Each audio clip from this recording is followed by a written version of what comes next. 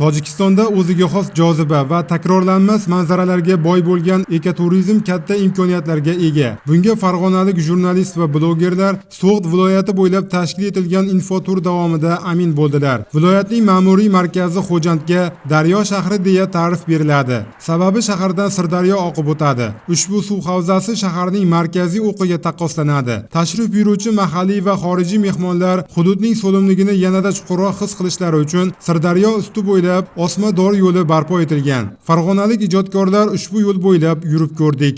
Dor yo'li orqali umuman Tojikistonda Xo'jand shahrini atrofga qarab tomosha qilsangiz, qanaqadir boshqacha bo'ladi.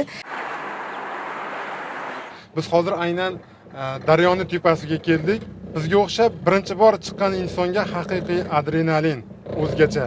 So'g'd viloyatida Guliston shahri yaqinida yana bir yirik suv inshooti ham borki, bu yerga kelgan kishining ko'ngli taskin topadi. Bepayon kenglik bo'ylab tarqalgan, moviy tusga ega bo'lgan ob-hayot, unda yashab kun kechiradigan, yemish bahonasida sohilga yaqinlashib, dillarga zavq ulashadigan yovvoyi qushlar, maftunkor manzara. Gohida birdaniga quyuq tuman tushib, hamma yoqni egallashi ham bu manzilni sirli tarzda ko'rsatadi go'yo.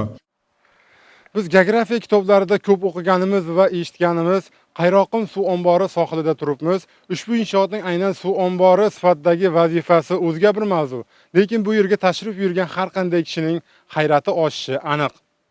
Suv omborining ayrim yerlarda eni 20 kilometr, uzunligi 55 kilometrdan ortiqroq deyishmoqda mahalliy rasmiylar. Sohilga yaqin hududda joylashgan sihatgohlar va ulardagi poyoni ko'rinmaydigan daraxtzorlar, yashil maydonlar ham farg'onalik jurnalist va blogerlarda katta taassurot qoldirdi. Islom Nishonov, Davlatbek Bilolov, Shohyor Qayyumov Zamon informatsion tahliliy dasturi uchun Tojikistondan tayyorlandi.